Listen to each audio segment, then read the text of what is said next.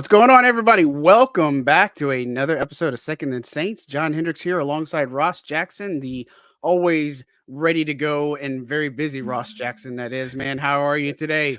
Doing great, On this man. fine Doing great.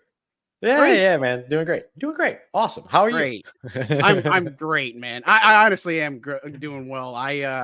I've done this thing for myself, because I don't let me fool you guys. I actually turned 40 here soon, so I did this like 30-day challenge for myself, and Oh, I nice. had like a Peloton that was donated like last month or last year, and so I did 30 days of that, and now I'm taking it to 40 for my 40th, and so I still got a long time. Nice. But man, I feel fantastic. So That's awesome. that's That's awesome. yeah. Health is important, so I love it. Yes. Oh man, we already got everybody rolling in too. Jerry, a good morning for you, and shout out to our UK guys too, because it's actually 4 o'clock over there, and so we're catering to the London crowd or the UK crowd for sure. So Love it. definitely a lot of fun stuff to get to. And I guess we can again, as I say, Tarantino things and start with kind of the most relevant stuff with the Saints. And all the rookie contracts except for one were taking place yesterday. So Taliesin Fuaga's first one, and then you got all the other draft picks.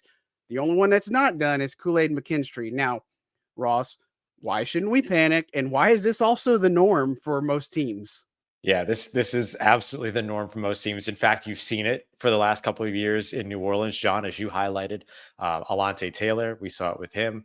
Isaiah Foskey last year, saw it with him. We will probably see it here with Kool-Aid McKinstry as well. Don't be surprised if this contract goes into training camp, simply because it doesn't get done by mini camps and by OTAs. And so the next time that they're all in the building together will probably be in Orange County during training camp. So don't be surprised for that.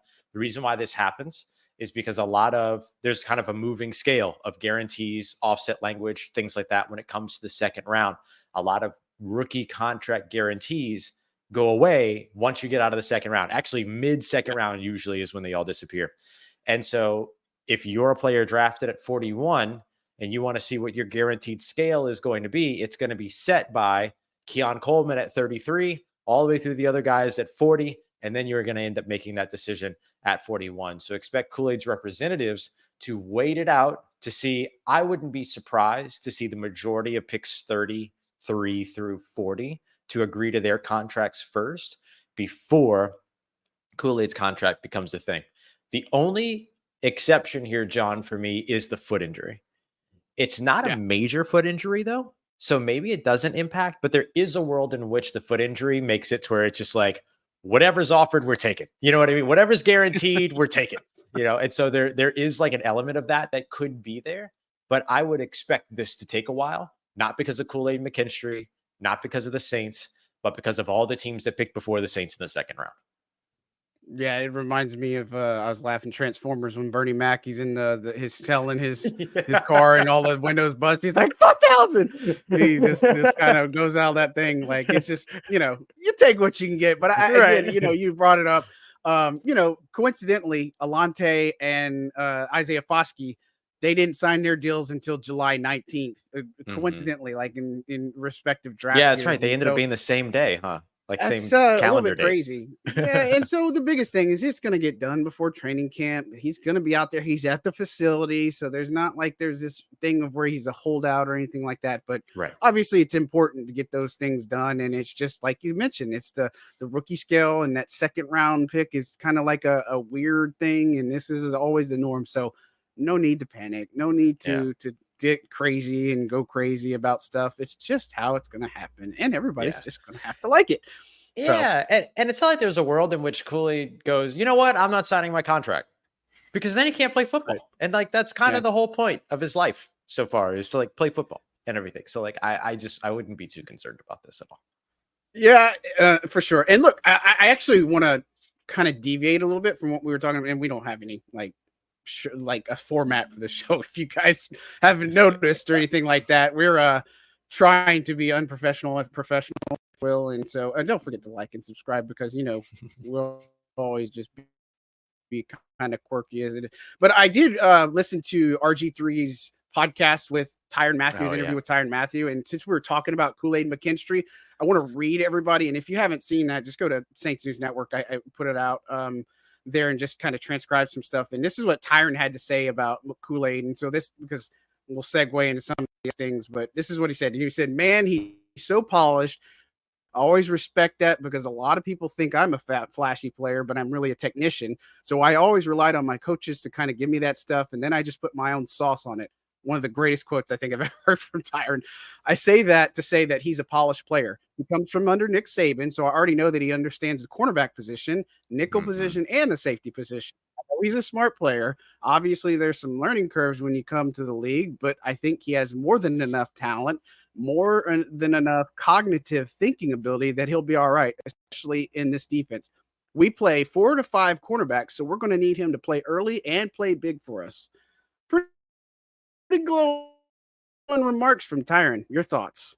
Yeah, no, that's awesome to hear. And look, I think that the whole idea around how Kool-Aid McKinstry is a good fit for the New Orleans Saints is based on exactly what Tyrann talked about: the versatility and the experience in Nick Saban's Alabama Crimson Tide defense. Which, we asked him over the Zoom call right after he was selected, what's your comfort level playing in sort of the press man heavy scheme of the New Orleans Saints? And he was like, well, that's what I did at Alabama. Like, I think he said that they took the most press man snaps in college football or whatever during that time. And so it's just a good fit. And it's cool to look, Tyrann's one of those guys that you expect to be the leader, when Kool-Aid walks into the building and sees Tyrann Mathieu, right? It's, first of all, cool moment. Secondly, like, that's the guy that you expect to mentor him and everything like that. And so the fact that he's already got this really good understanding of what Kool-Aid McKinstry's game is just kind of elevates what they might be able to do in that secondary. And I love too that he mentioned, we're going to ask something of our 4th and 5th corners. I thought that was a really important quote, because again, I still think that the selection of Kool-Aid McKinstry was more about Kool-Aid McKinstry than it was about anybody else that's currently on the roster. And to me, that was a pretty good example of that.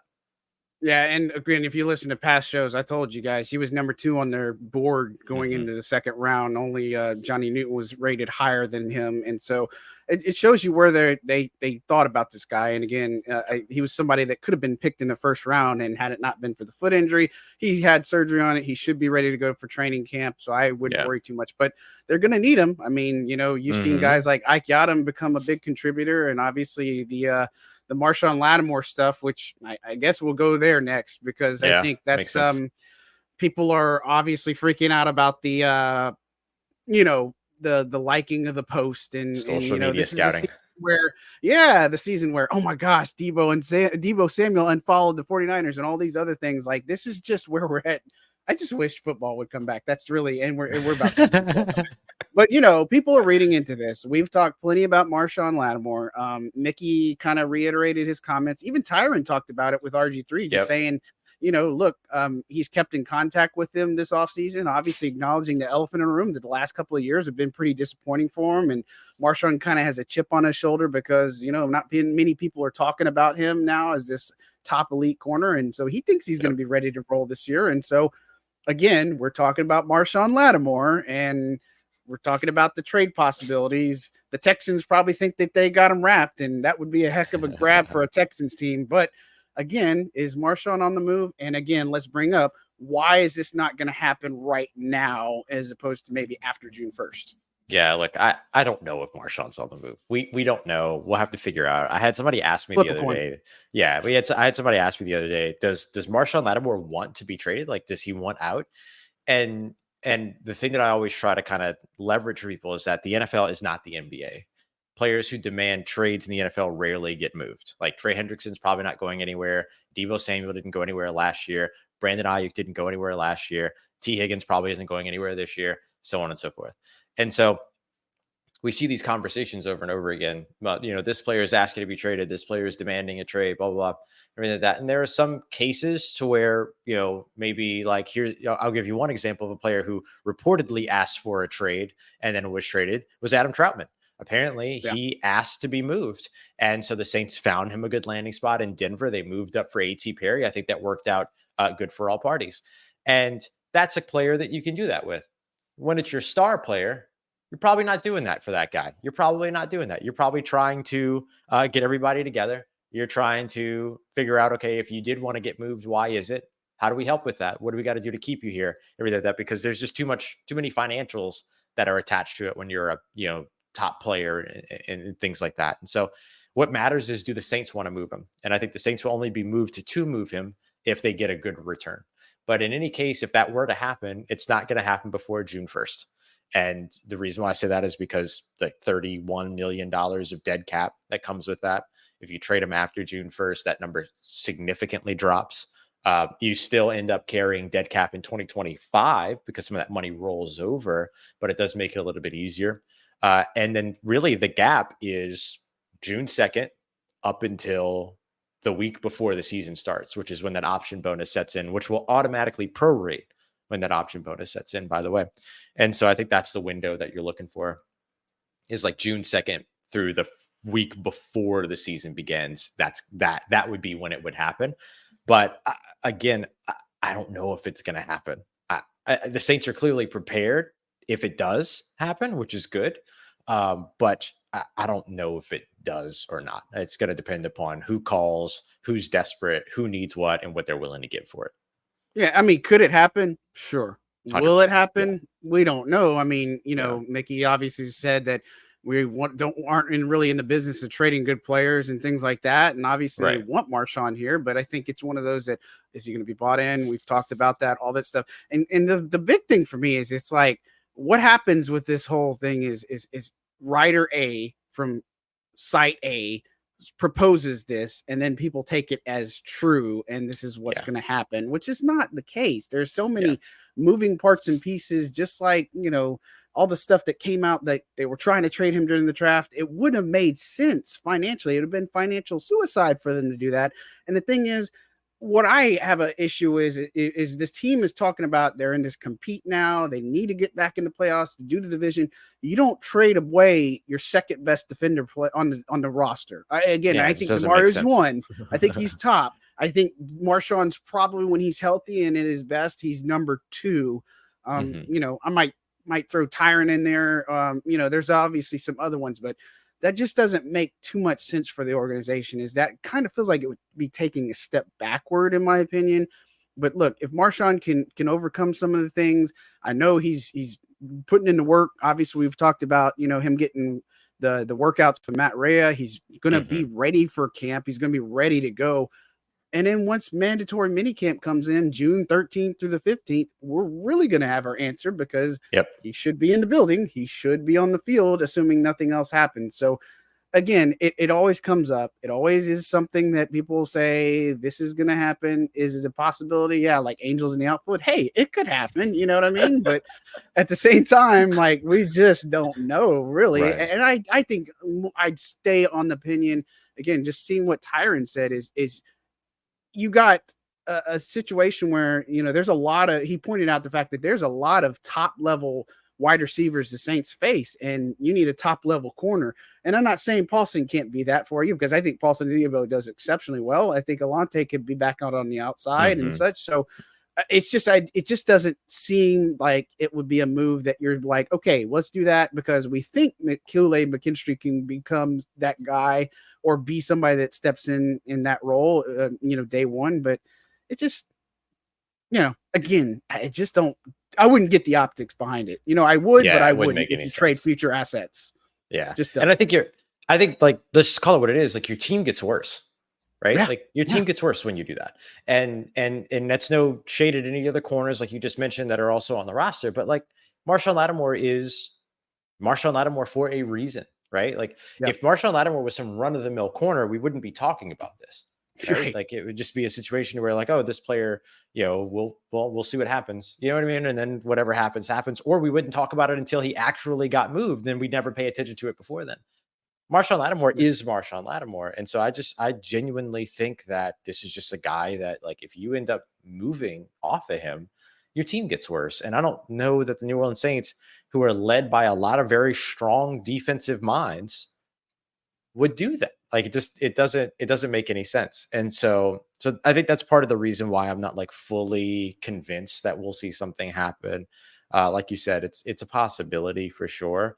But look, you have to have multiple corners on your roster. Marshawn hasn't played a full season in I think since his rookie year. I think it was the first time. Been a minute. Because he the first 17 game season he played in 16 games. So you got to give him that. But then you look at Paul Senadivo, who has missed at least a game over the course of the past 2 seasons as well. Like, you have to have those corners. You got to have them. And so that's what I think the Kool-Aid McKinstry selection was more so about, was having those guys, and then having somebody that's ready for your future as well. Post Marshawn Lattimore, which could happen sooner, could happen later, whatever. You got to be ready for whatever those days are after that. And that's what I think the Kool-Aid McKinstry pick was more so about.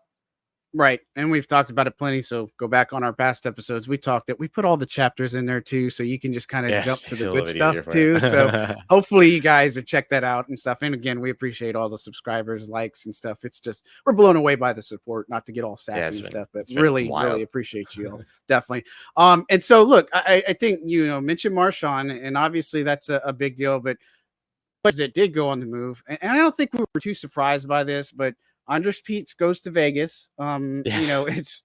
I joked about it. I was like, this is a guy that everybody kind of didn't want. What happened? And this is a guy that coming into the season, he wasn't supposed to be a starter. And everybody's like, he belongs on the bench. He does all this stuff. And then he plays the way he does, which we knew he was capable of playing. It's not like you haven't seen him play at a good level. It's just maybe the consistency, but he goes to Vegas. Saints offensive line, now it's doom and gloom, but goes to Vegas, different scenery. Officially, they move on from him. Where does that put the Saints offensive line? Because I think, like we talked about, Clint Kubiak's offense has to work with this offensive line. Obviously, getting Fuanga is a big move. They got some undrafted rookies that could be somebody, but are we just kind of sleeping on some of the guys that they already have signed or being in-house that might be able to fill the voids? I guess so, because I have no idea who their starting left guard is. I have no idea who that's going to be. And so, I'm so I think excited. It could be Oli Udoh. I think Oli Udoh might be the guy to start, but we'll see. Could be Nick Saldiveri. Could be Shane Lemieux. Could be Kyle Hergel. It could be anybody at this point. And so it's one of the reasons why I'm so excited to be out there, even for rookie minicamps, just to be like, who are the offensive linemen? Because James Hurst retired. They moved on for Tommy Kramer, and then Andres Peets signs away. We don't know if Ryan Ramczyk's going to play this season or ever again. We have no idea at this point. Doubtful. We don't know. I'm excited to see Trevor Penning as soon as we get an opportunity to see him. I think this system will do well for him, but I like what Brian Baldinger said. In any case, the system could help him all at once, but he's still got to be able to block the guy that's in front of him. And it's great. Yeah. Okay, cool. So okay, let's see if he can do that. And so I'm really excited to see what this offense, if you can't tell, I'm excited to see how this offensive line goes, because I think the season goes by the way of the offensive line. If the offensive line pans out, the season goes well. If the offensive line does not pan out, nor does the season. I think that it all kind of hinges on protecting your quarterback, which, okay, hashtag analysis, Ross, great take. But you know what I mean? I think that ends up being what this all is. So I don't know, man. It's so interesting. I can't wait to see what's going to happen there. I will say this, though. I think the biggest statement that not bringing Andres Peet back to me makes is that the New Orleans Saints are turning the page. They're turning the page. They are not overly reinvesting in old flames and Sean Payton's, selections and stuff like that. We watched them we watched the OC get his quarterback this offseason instead of the last OC's quarterback. We watched Michael Thomas' departure. We watched the Zach Vaughn departure. We watched now the Andres Peet departure. We watched them clean out the entire offensive coaching staff of every holdover. The only remaining coaching staff member from 2023 into 2024 when it comes to coordinators and position coaches on the offensive side is Clancy Barone, who was a hire from last year, not the Sean Payton days, everything like that. And so that's the one thing that I do kind of give the Saints credit for in all this, is that I always kind of thought that re-signing Andres Peet wouldn't have made sense for this team, because it seemed like there was such a concerted effort to turn the page and not rehash, that I felt like Andres Peet would have been kind of counterintuitive to that. So that's one of the biggest takeaways for me of them not bringing Andres Peet back. But I don't know, man. What are your thoughts on the offensive line? Because I'm so intrigued to see where this all goes for them. Yeah, I mean, just speaking about not re-signing him, it's almost like, Yeah. Mickey Loomis is doing what he said he was going to do, working his way back to the salary cap. And these are moves that Surprise. you don't Yeah. pay extra for Zach Bond. You don't pay extra for Lonnie Johnson Jr. You don't pay extra for Isaac Yiadom. You don't pay extra for Malcolm Roach. They made an offer to Malcolm Roach. They wanted to keep these guys, but they were only willing to pay a certain dollar amount. And so they had really a price on Lonnie Johnson Jr. they wouldn't even go over. Yeah, you know what exactly. I mean? I mean, and it's not surprising because then they backfill some of these other guys, and you find out, and good on those guys for getting payday, because you don't know when you're going to take your last snap. That's for sure. And so, but as far as the offensive line goes, man, I from the center over to the right side, I feel really good about it. I feel good about Caesar. I feel good about Eric McCoy, obviously in the middle, and I feel really good about Taliesin Fuanga. And man, after what Brian Baldinger had told us, like, dude, and not only him, but Jason Kelsey on his show was like with his brother Travis. Like, I'm really amped about it, and I know I wanted JC Latham, and I told you, it's like I won't be upset about Fuanga, and that was who my mock pick was. But at the same time, and Latham went way higher, but Fuanga made so much sense. I'm super excited about him, and so I'm not worried about on that side. I think, like I said, Trevor Penning's going to get a fair shake at left tackle. And look, all the things that I've heard about him in the offseason, the workouts, the focus, all these different things are very promising. The big thing is, can he put it together? That's the biggest concern. And so if he can, great, because your first round pick being at your starting left tackle, I mean, that's the ideal. The left guard spot is what's concerning. And look, here's the thing about not keeping Pete and James Hurst retiring. This roster gets younger. I don't think that's also a bad thing. So that's true. I think, you're only trying to keep some of these guys that are a little bit older. Like, you want to keep DeMario, you want to keep Cam, you want to keep Tyron. I get that. I understand that, because you don't want to lose all that veteran leadership. So for me, left guard is what's pressing. And so, again, I think Ole Udo, he has experience. He played guard with the Vikings. And so I think that is somebody you could look at. Now he's got to stay healthy. And obviously he's coming off an injury. And that's the problem with Shane Lemieux. He's coming off an injury as well. I think this scheme better fits somebody like him. And he said everything is good to go, and he's only worried about moving forward. And so I feel good about those two guys as a potential option, because we don't know. I mean, the only thing that could come out of left field that might actually make sense that we've talked about repeatedly is Dalton Reisner coming inside. Then he could be the starting left guard, and then suddenly no questions, right? But at this point, I think the question marks are on the left tackle, left guard spot. And look, they got reserve guys that they can feel good about. Like Landon Young can play in a variety of positions. And again, I think we discount that sometimes. We do.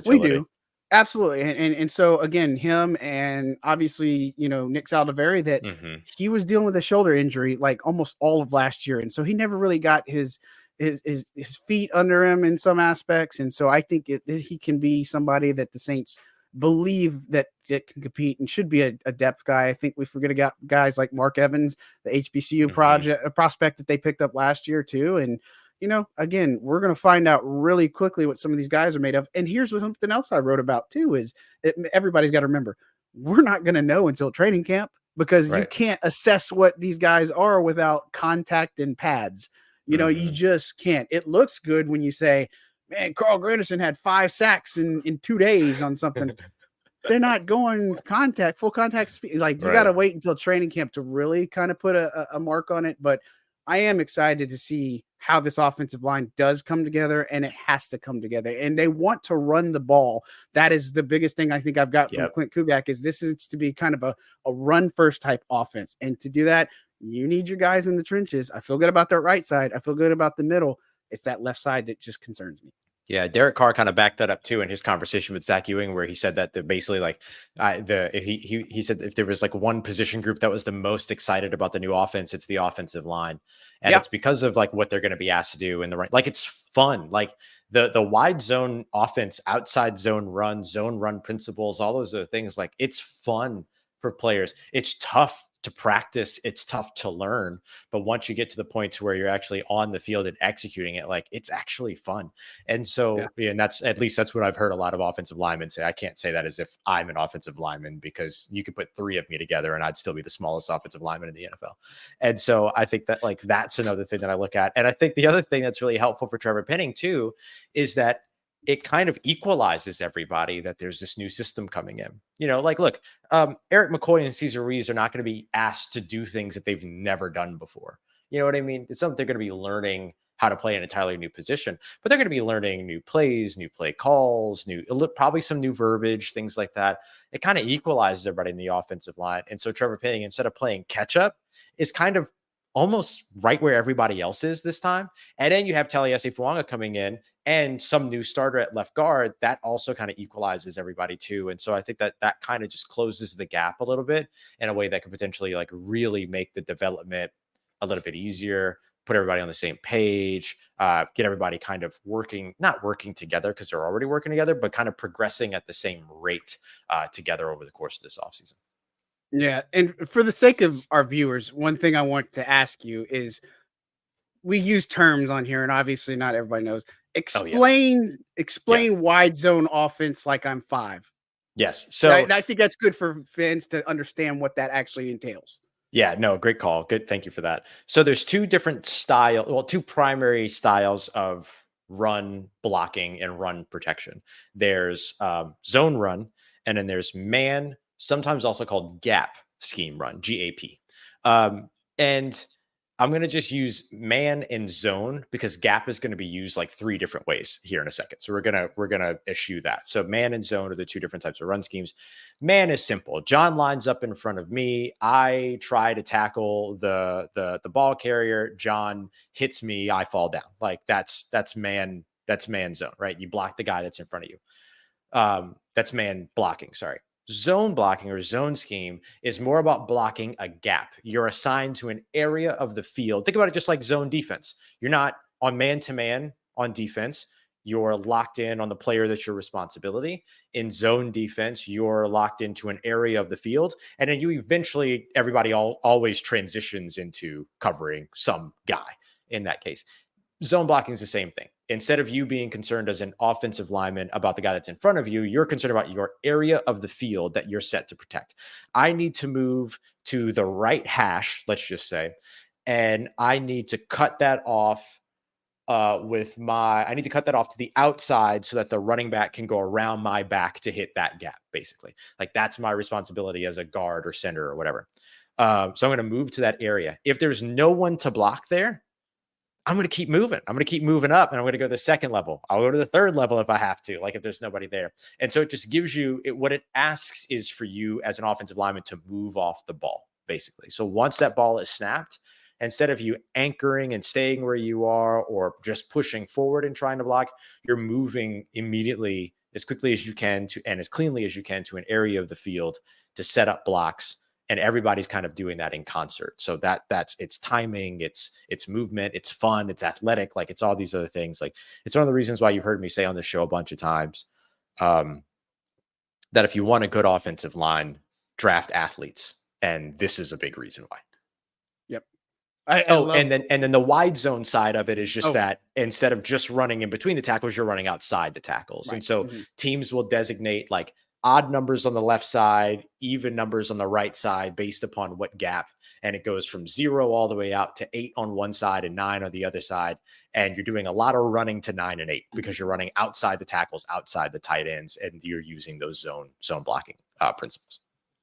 I mean, perfectly said. It'll be a test on it later for all the viewers. I hope that was good for all the 5-year-olds. No, it's great. I think I think that I say that because obviously we want to talk Saints, but we also want to educate everybody. Yeah, I love talking football. I think that's a whole person. It's a big deal because there should be, like I said, you should know what we know, kind of in some aspects to help better. And so I think that's a great explanation. And so what I was laughing because I was going to bring up Baldy bringing up Fuanga, talking about he's got anvil for hands, he's got that Polynesian power and stuff. Polynesian power, yeah.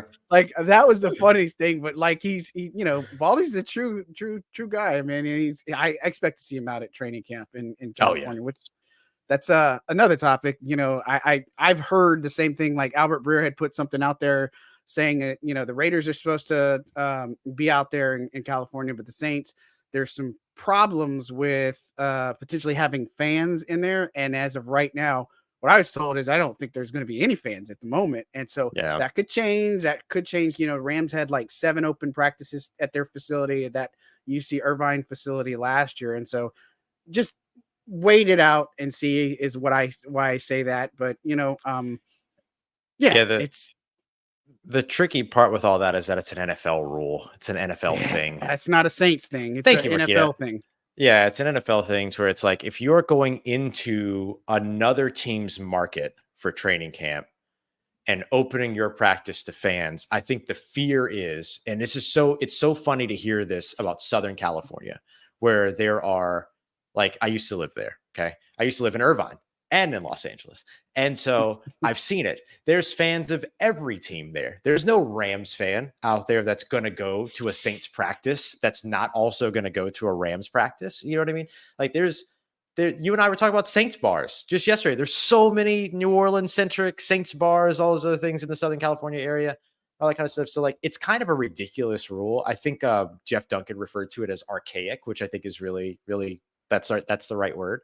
But especially in a market like Los Angeles, Southern California, which has so many transplants, so many fans of different teams, that like this idea that you can't hold practices as an out of market team in someone else's market is just kind of ridiculous and everything like that. And so, you know, and so like, it's wild. So this is an NFL thing. Hopefully they find a way to contest this, maybe between the Saints and the Raiders, being able to do that together, because now the Raiders would be considered, the Raiders, who are the most popular football team in all of California, probably can't have open practices because they're Las Vegas now and not California. Like, it's ridiculous. It's absolutely ridiculous. Yeah. It reminds me last year, remember there was a big stink because the Chargers would only open their practice to season ticket holders, and Chargers season ticket holder. And I'm like, you ain't got that many, you know, I'm just saying, but like you that was unfortunate for those that wanted to go to practices too out there. And so still had more Saints fans. Yeah, still had more Saints fans at training camp than Chargers fans anyway. They figure it out. They find a way. They find a way. Life finds a way, like Jurassic Park. I credit Adam. I think it was all him. Yeah, no doubt, man. We'll see. And I mean, we're a long ways off. And I know I've been told they're definitely going to have some joint practices out there. And so I can't say who, but I know that they're going to have some out there. And so I'm excited to see that too. So it might open the door for some things. Moving along, because we got a bunch of topics. And so many topics, so little time. Willy Wonka does it vice versa, but yeah. Anyways, sorry guys, I'm just really extra happy and quirky today. I don't know why. Maybe it's because we're so close to football. Like, we're so close to actually seeing people play football. Like, it's amazing. Yeah.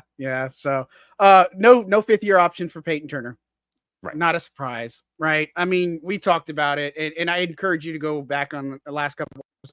Ross did an excellent job. We talked and tackled this topic about, you know, is there anything he can do in his final year to maybe make something of himself? And 5th-year option was coming in at like $13 million.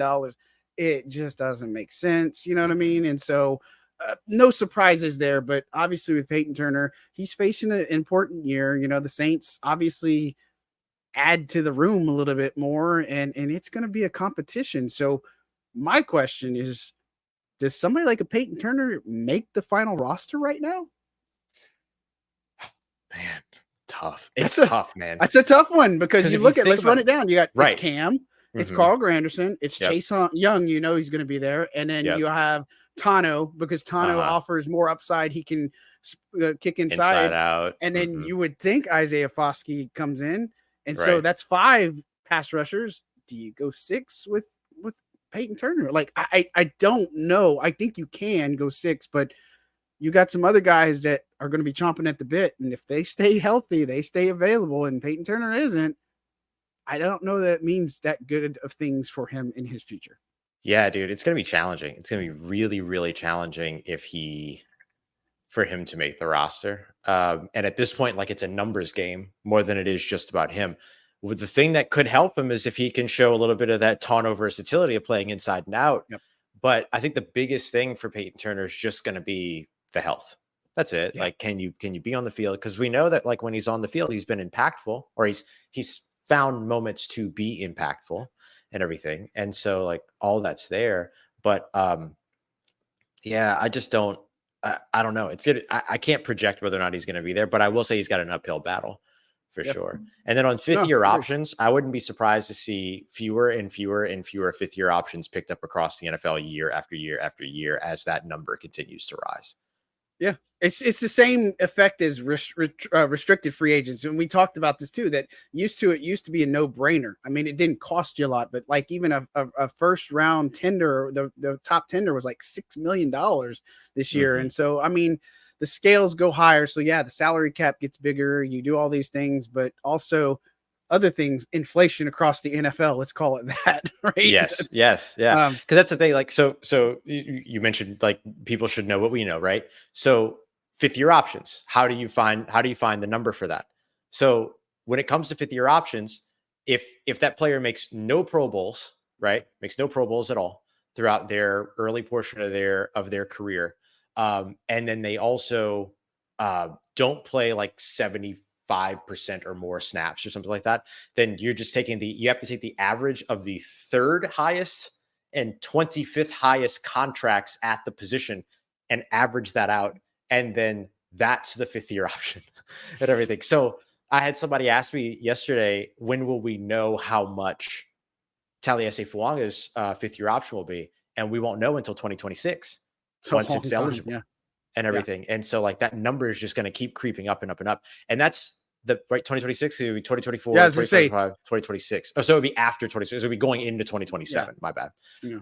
And so that's just the basic one. And then if they play like a certain number of snaps, it has to be 75% higher than their original contract. If they make a Pro Bowl on the original ballot, then it's equal to the transition tender, which is like the average of the top, 1 through whatever, and then if they make multiple Pro Bowls, then it's the franchise tag, which is the average of the top 1 through 5, 1 through 10, whatever. Like it's insane. It's insane. So like, that's what the fifth-year option is based on. It's based on like averages. It's based on that player's performance. And then the corresponding average of contracts at their position that exist at that time. Simple. It's like making pizza. It's like, it's so simple. It's like making pizza or getting your sub sandwich. It's like you got so many options and toppings, and it could go this way or that way. I mean, it's wild. So I mean, I'll take my fifth-year option with banana peppers, please. Thank you. Correct. I really appreciate it. Just like I take my fifth-year option pizza with pineapple. So with pineapple, yes, pineapple belongs. I am the pineapple guy. Glad we had that. Give the salute, the Tommy DeVito salute. Good question here from Brian. Definitely, because this does come up a lot. Yeah. Cam Jordan moving to inside. Why is that not as simple as it sounds? Just like the whole move Trevor Penning inside because it would be easy. Yeah. Well, here's what I will say. Rob Ryan tried this and it did not work. Rob Ryan tried this and Cam did not like it, if I recall correctly. Everything. Yeah. It was not something that went over well. And so I think like that's part of it, is that Cam Jordan probably wouldn't be a better pass rusher on the inside because he probably doesn't want to play on the inside. And so he's, that's an immediate thing. And then the other thing too is that like anytime that you take a guy and then you say, okay, we're going to do something brand new with you that you've done, X amount of times, but not a substantial amount of times over the course of your career, they have to first take a step back before they would realize anything. Before they would realize like a better performance, you have to take a step back first. Cam's got 1, 2, 3, 7 years left in the tank in terms of what he's got left in him, and then we'll see how many he actually ends up playing. But I don't think you spend the end of his career trying to get him to learn a new position. Keep him doing what it is that he did well.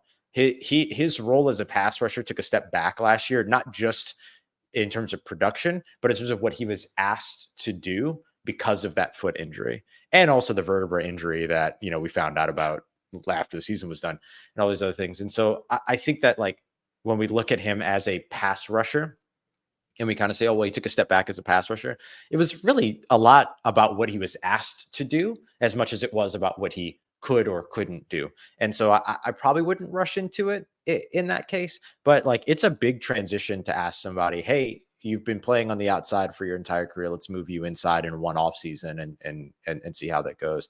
And who are you supplanting on the interior by doing that too? Like, it would be a tough ask, I think. Yeah, it would. And I think too, the other part of it is you look at Cam, and we've talked about this too. And look, Dennis, he's not taking shots necessarily, but he also is talking the reality that Cam is getting older. And so I wouldn't expect him to play 70% of the snaps, or, maybe 60% might be a stretch. I'm looking for a number. It kind of reminds me of maybe Calais Campbell last year with the Falcons. Maybe not necessarily that amount, but could be a good sample size just because this Cam's getting older. I think he can be effective, but you got to put him in the right positions, the right spots to be able to be successful. So I think it'll work itself out. But again, it's just not as simple as moving these guys inside. And I think we even talked about, like, do you put Peyton Turner on the inside? Is that even a possibility? I know Tano kicks inside on those sub rushes a lot of times, because when he explained it to me before, is like they want to get their best pass rushers out there. And that was the reason why Tano would go inside, and he's a tall dude. And so, I mean, it made a lot of sense. And he's been doing it his entire career. Yeah. That's the other thing. It's like, like, he's always been that not tweener, but he's always been that versatile dude that can play inside and out. Yeah. And I remember even down, like, when Turner was in that final game, I'm pretty sure he played some inside. So, again, he's got to stay healthy. That's the main thing. If he can, great, because they need him to be something this year in a contract year. It's in his best interest to do well too. So, oh man. Moving along, we had, so you kind of touched on it. We a little bit, but obviously Tommy Kramer got waived. Kellen Mond got waived.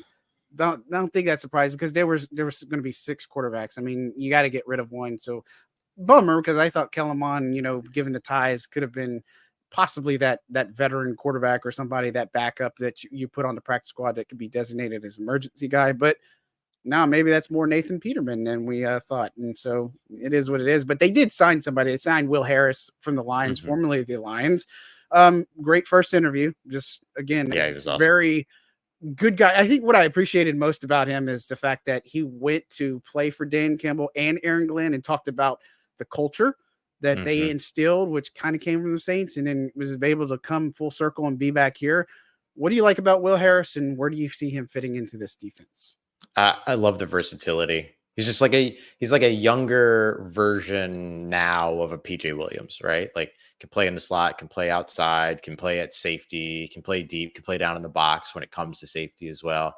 I just think that, like, that's what you're getting with him. I don't know that you're getting, your next starter there. I still think Jonathan Abram probably has the inside track there. If not, Jordan Howden, if he, shows, okay, I can still do that. Play down in the box and all those other things. But I just think Jonathan Abrams, like, that head on fire, bringing some swag, bringing some attitude to the defense kind of guy that you just want on the field. And so I can see the value of having Jonathan Abram there, unless the Saints surprise us and bring in another safety, Justin Simmons. And so, like, the Will Harris, we haven't been talking about that for months, have we? I know, right? We the first time, I think the first time we speculated on that was HBCU after the HBCU Bowl. Yeah. It's like they're literally on the sideline over there. We've talked to him, Rob, a lot too, and so But the thing that I think Will Harris brings you is versatility, and I think that's where it's really helpful. So he's the type of guy to where, like, if he makes the 53-man roster, which, you think about Lonnie Johnson Jr. last year, a guy that can play outside, guy that can play in the slot, guy that can play in the box, guy that can play deep. Like, they didn't bring Lonnie Johnson Jr. back because of the price tag and what he was offered to go back to Houston, which is super cool that he got to go back to Houston, by the way. Yeah. But then you got that guy again in Will Harris. That's kind of the way that I look at it. Yeah, and he played a lot of special teams for the Lions. I mean, that's the big thing. Oh, right. Too, Yeah, of course. Special teams obviously matter. Again, some people don't think, but you have to replenish that somehow, because, again, you lost Bond, you lost Yadam, you lost Lonnie Johnson Jr., you lost a lot of guys that are going to need to be replenished, if you will. And so you need those next guys. And so I like the concept of Harris, and if he needs to be, he's played and started in some roles for the Lions over the years. And so again, a veteran like that, if you will, is going to end up finding a way. And so I don't think there's anything to be mad about it, but Saints are still going to be players in free agency, and they still got some time to potentially bring some players in. And so I think we anticipate something like that happen. But, it'll be fun to see, but I like the signing. I don't think there's anything to be upset about that. And it sucks for Kellen Mond. I mean, in Tommy Kramer. Yeah. Kramer was a guy that was on the practice squad for a while, but this is the type of fallout we expected to following the draft. And I expect more fallout too after rookie minicamp too. Yeah, I would agree with that. The other thing that I'll mention about the special team side of it that I think gets overlooked sometimes is that like JT Gray's been battling a lot of health stuff. And has like missed some games. And like JT's a captain. He's the best special teamer that they've got, has been for a long time, all those other things. Hopefully he can play a full 2024. I don't think anybody would want that more than JT. Just knowing how determined and driven and motivated he is and how freaking good he is too. Cause when he's on the field in punt coverage, like it's insane. But that's another one that I would say, like, yeah, that's another reason to continue to pay attention to your special teams unit and the players that can contribute for you there. It's not only the attrition, but the potential health injury questions that you might have throughout the season, which you're going to have, not even just JT, but you're going to have them somewhere and everything. I mean, look at Nephi, right? Like Nephi Sewell, linebacker. He was the guy that, kind of grew into the Sam role over time, which was super exciting to watch. But even before that is a key contributor on special teams, but then, had the injury last game of the season or late in the season. So it didn't have the season long impact or anything like that, but you got to be ready for stuff like that. And that's where guys like Will Harris could potentially be really helpful. Yeah, for sure. And it's just going to be that way. And so we're going to find out really quickly. And again, we got rookie minicamp, which is here. It starts today, actually, Friday. This is when we're recording the show. So started today. We'll get access for a day on Saturday and such. And so we'll get to see it. And then it wraps up on Sunday. But, we talked a lot of these undrafted rookies. And, I think everybody we kind of previewed them. We talked about them and gave kind of our somewhat favorites, if you will. But after talking about it, man, I really loved interviewing some of these guys and talking to them because it was like the moments with Isaiah Stallbird and his little boy coming in and like so wholesome and so off script and like that. I'm a dad, 2 kids, 2 boys. And so that makes me root for you a little bit more in my opinion. So, but like a lot of good interviews, I think, and it's going to be tough. I really like the guys that they brought in. Now, some of these guys are coming in on rookie tryouts. They got some HBCU guys. They got some small school guys. There's a quarterback that's going to be here, Jalen Jones. That was a little bit interesting too. And but so, not playing quarterback. Yeah, not playing quarterback, but just let's talk about it because that's actually what the title of this show was: the Saints rookie camp around the corner.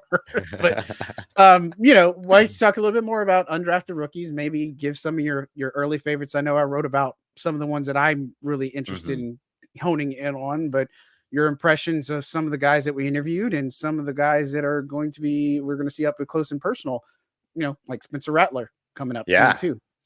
Yeah, I was gonna say I think we should start with Spencer Rattler because Rattler, the drafted rookies. That sounds good. Yeah, Spencer Rattler lit up all of Saints Twitter yesterday from putting on a helmet. Like it was incredible. It was amazing. Like it's so cool. Like to see the ignition of the fan base again and all these other things. Like it's awesome. More than maybe Taliese Fuanga and his helmet one and his like super cool dap with Derek Carr. Yes. Like that was a clean exchange, but like Spencer putting on the helmet, like that was a big deal. I ain't gonna lie, I thought that was pretty cool. I like seeing that too. I loved it, man. It was awesome. And so I think like Spencer Rattler might be the third, he might be the third guy the Saints selected, but he's going to be the focus, I think, for a lot of people going in. And this is what happens when you get like the rookie quarterback and there's some excitement there and a guy with upside and everything. Like it's all there. So I'm excited to see him, man. I'm excited to see him throw. I'm excited to see him move, but I think the thing I'm most excited to see when it comes to Spencer Rattler is how he commands the field and everything. Like we don't get to watch offense versus defense at rookie minicamps. Like we don't get to see that. So it'll be cool to see like phases. It's not. Yeah. That's not. Yeah, not can do. Right. And so it'd be cool to see the ball velocity, to see the accuracy, the ball placement, all this stuff, but it's not going to be against the defense. It might be against, a coach or something like that. That's, helping him with location and all these other things. But, it's not going to be with coverage and a rush and all these other things. So that aside, though, I still think that there's something to see in, like, let's just be real. What's been the biggest conversation around Spencer Rattler coming into the NFL? It's been the QB1 beyond the lights Netflix series and his attitude and all these other things. The high school quarterback being a high school quarterback. Oh no, color me shocked. And so like that part, and then the Oklahoma days and all these other things. Like, so I want to see him like take coaching. I want to see him go out there and have conversations with the other quarterbacks that are around. I want to see him go out there and, direct routes and kind of command everything and stuff like that. Like, I'm excited to see all that, because I think all of that's going to be counter that narrative. It's going to be the counter narrative for it and everything. And so I want to see that. And I would like to see too, just like selfishly, like some of my biggest questions around Spencer Rattler asked: ball velocity, consistency in ball velocity, consistency in being able to deliver passes downfield, and things like that, watching it maintain velocity downfield and things like that. So like, those are all things that like I'd like to see answered. But I'm excited to see it. I'm excited to see him throw. I'm excited to see him work with the players around him, the coaches around him, all that kind of stuff.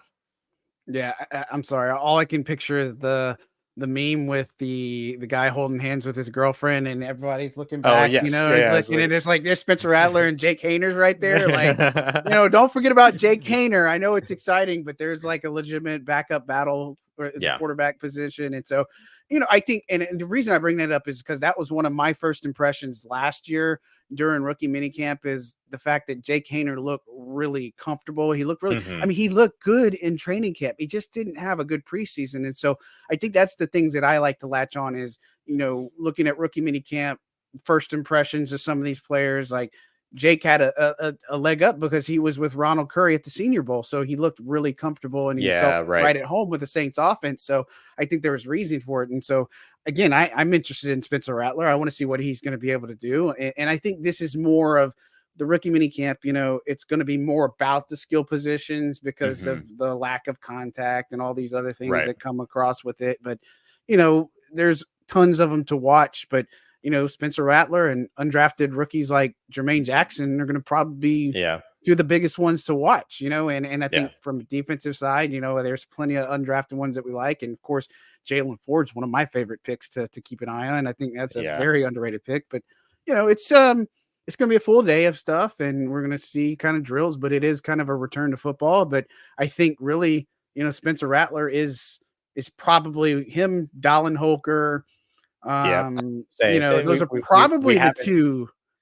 That's the top two, I think, for fans right now. I think without not speaking for you or anything, but I think just joking or just saying off the bat, I think those are probably the two top ones right now. Yeah, I would say so too. Just in terms of reception that has been visible thus far. Yeah. And I've seen excitement around Trajan Jeffcoat. I've seen excitement around Kyle Hergel. I've seen excitement around Kyler Baugh. Like there's a few of those guys. Yeah, Kyler Baugh, the defensive interior Minnesota, right? Yep. Him. I'm sorry, not still him. Isaiah Stallbird, from South Dakota State, and then Lawrence Johnson from SEMO is another one that I'm really exed to see. Like those, and then Matt Hayball, punter from Vandy. I think those are my guys that I'm watching. we get an early look at the punter and kicker battle. Oh man, now we're talking. The other guy I'm really excited to see. Oh yeah, here we go. And Richard just he brought means it up Bub too. Beans, but yeah, he said Bub. Yeah. That's exactly where I was about to go. I think like Bub Means is another one that I'm really, really excited to see. He was on like the freaks list or whatever before the college football season. 6'1", 212 pounds, like just prototypical guy. And I really think that like, just based on like, I know he didn't have a ton of receiving yards last year. He was the team's leading receiver at Pitt, but 720 plus receiving yards on the season with bad quarterback play. Like let's not forget Pitt lost Kenny Pickett. Then they went and they got a new quarterback, the transfer from Boston College. And by the end of the season, that guy was playing tight end.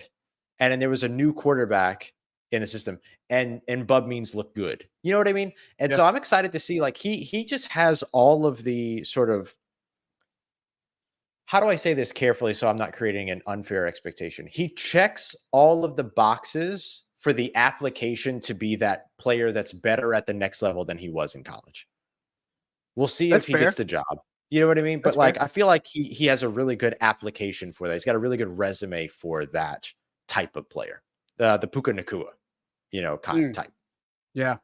No, that's a good comparison too. I think that's the biggest thing is, yes, we are super excited about the draft class. Like, you can't forget about Christian Boyd, can't forget about Jalen Ford, like we just mentioned. Obviously, that Fuanga guy, that first round pick, is interesting, and don't expect to see McKinstry out there. And then, of course, Josiah Ezram is another one. But again, you're excited to see all these rookies. But again, I think you mentioned offensive side, like wide receiver competition is open. So above means does have an opportunity. I think he has some of the better like a Dallin Holker has a better opportunity of making this roster versus some of the other guys, like a Matt Hayball.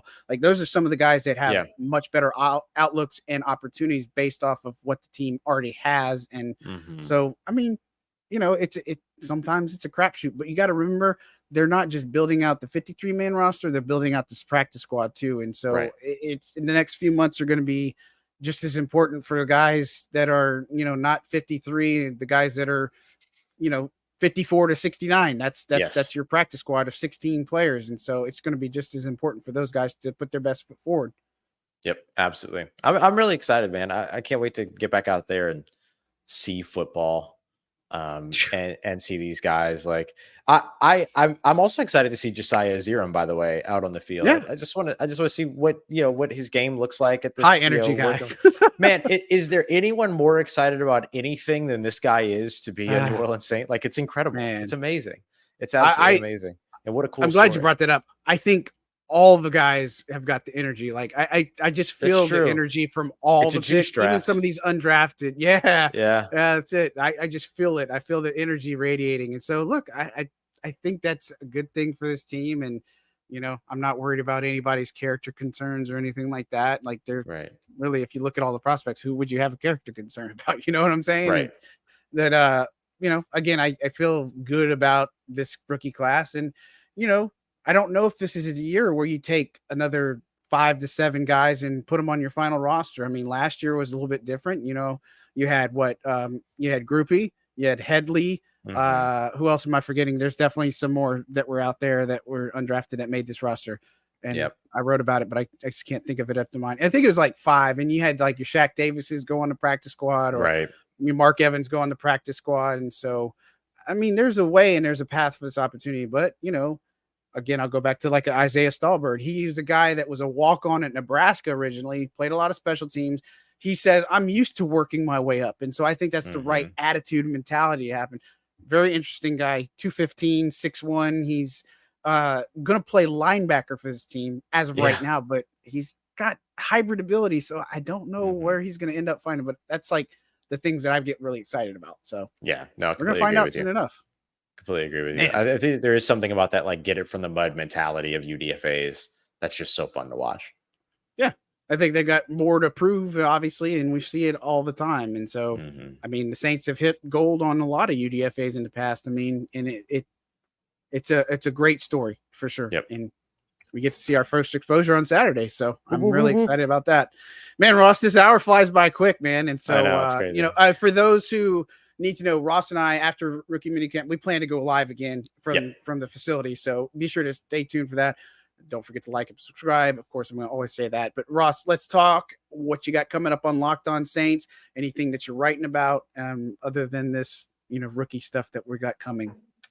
Yeah, it's mostly going to be. Thanks, Jerry. It's mostly going to be about everything I've got coming up is going to be mostly like mini camps. I think the other thing I'm excited about with mini camps that I'm really excited to cover, both Locked On Saints here and then of course over at Saints News Network, is going to be maybe we get to talk with Clint Kubiak too. Like, maybe there's the we'll see. I don't know if we will. But maybe that's where we get the OC. That's where we get the new coordinator, like all this other stuff. So if that ends up being the case, like, that would be great to be able to see that. And so that's something I'm looking forward to potentially seeing. If nothing else, we'll have some takeaways on how Clint Kubiak orchestrates and how he works and all those other things. So I'm excited to see kind of this new coaching staff at work and all that. And then and so it'd be a lot of coverage of that. and just take a look at where all these guys are going. Like it's gonna be a little bit more like free form, because I'm just gonna kind of go with what's on the news of the day. But yeah, this is the best time of year, man, or one of the best times of year. So I'm excited all about it. What about you? What you got coming up? Yeah, I mean, this morning I wrote about the undrafted rookies, so check about that. Some of the ones that I got my eye on, some of the guys I already talked about, and so do that. For this rookie minicamp, there's some I think 56 players that should be there. So you've got the undrafted guys. There's some guys from last year's squad that are going to be in attendance as well. And so I'm excited because they've got a lot of players trying out. Again, HBCU guys, small school guys, got some local guys. I mean, so there's tons of interesting ones to be looking at. And so, can any of them crack the roster is the thing that we're obviously going to keep an eye on, and just being able to meet these guys. I mean, we'll have plenty of nuggets. We'll talk to DA, I'm sure, but I was laughing about Clint Kubiak because it reminds me of people thinking that Kai Harley wasn't really a real person at all this time. right. Because you never see him, you never hear him, but you hear about him. It's like, Clint Kubiak is a real person. He is in the building. And so seen him with my own eyes. I've seen him. I've met him. I promise you, he's real. So, but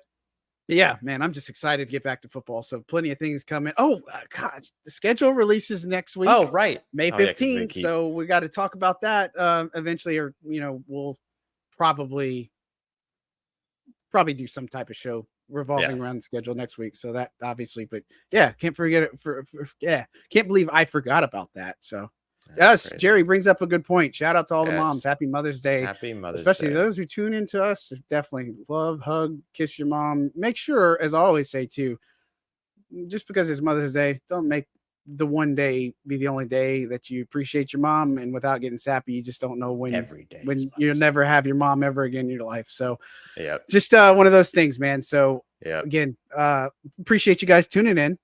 Don't forget to like and subscribe. Ross Jackson and I really appreciate all the support. We're only going to just keep growing from here. And guys, thank you for putting up with us, tolerating us, supporting us, loving us, all those fun things. That's going to do it for us today on Second and Saints. Have a good one, guys. Thanks again.